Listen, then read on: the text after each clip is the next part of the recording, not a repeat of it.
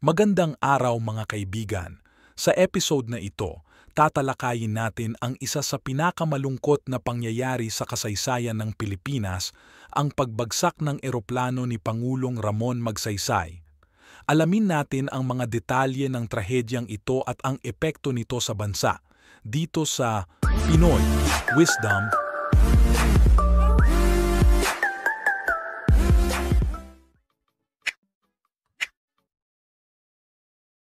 Si Ramon Magsaysay ay ipinanganak noong Agosto 31, 1907 sa Iba, Zambales.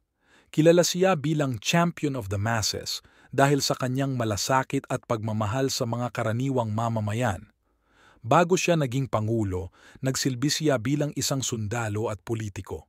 Noong 1953, siya ay nahalal bilang ikapitong pangulo ng Pilipinas at naglingkod mula 1953 hanggang sa kanyang pagkamatay noong 1957.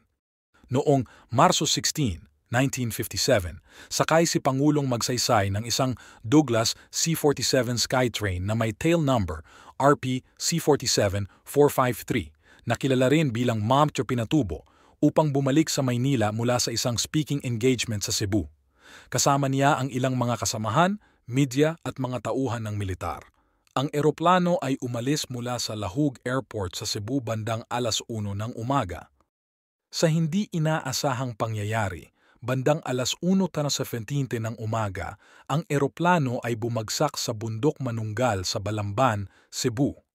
Agad na namatay ang Pangulo at halos lahat ng sakay ng eroplano maliban sa isang nakaligtas, si Nestor Mata, isang mamamahayag mula sa Philippine Herald. Si Mata ay nagtamo ng matinding sugat ngunit nagawang magbigay ng testimonya tungkol sa nangyari. Agad na nagsagawa ng imbestigasyon ang gobyerno upang malaman ang sanhi ng pagbagsak. Ayon sa opisyal na ulat, ang pangunahing dahilan ng aksidente ay mechanical failure. Ang isang bahagi ng eroplano ay nagkaroon ng problema na nagdulot ng pagkabigo ng buong sistema. Gayunpaman, may ilan ding mga espekulasyon at teorya na lumutang, kabilang na ang posibilidad ng sabotahe, ngunit wala itong sapat na ebidensya. Ang biglaang pagkamatay ni Pangulong Magsaysay ay nagdulot ng malawakang pagluluksa sa buong bansa. Siya ay minahal ng maraming Pilipino dahil sa kanyang pagiging mabuting leader at ang kanyang malasakit sa mahihirap. Ang kanyang libing ay dinaluhan ng libu-libong tao mula sa iba't ibang bahagi ng Pilipinas na nagpatunay sa kanyang malaking impluwensya at pagmamahal ng bayan. Si Pangulong Magsaysay ay kilala sa kanyang mga reforma at programa na naglalayong pabutihin ang buhay ng mga karaniwang mamamayan.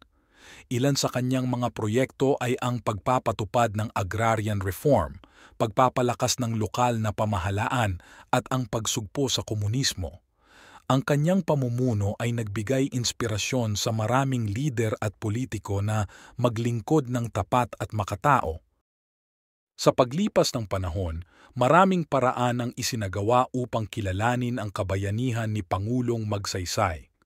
Ang Ramon Magsaysay Award na itinatag noong 1957 ay kilala bilang Asia's Nobel Prize at ibinibigay sa mga individual o organisasyon na nagpakita ng natatanging paglilingkod sa lipunan.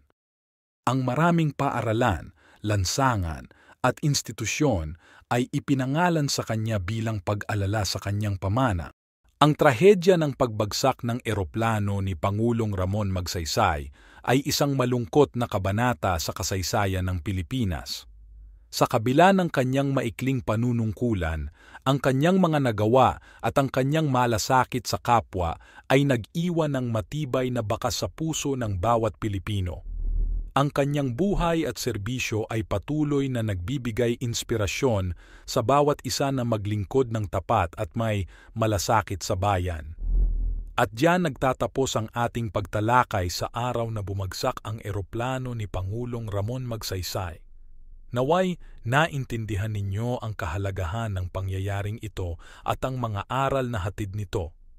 Huwag kalimutang mag-subscribe at pindutin ang notification bell para sa iba pang mga kaalaman at kwentong pampanitikan.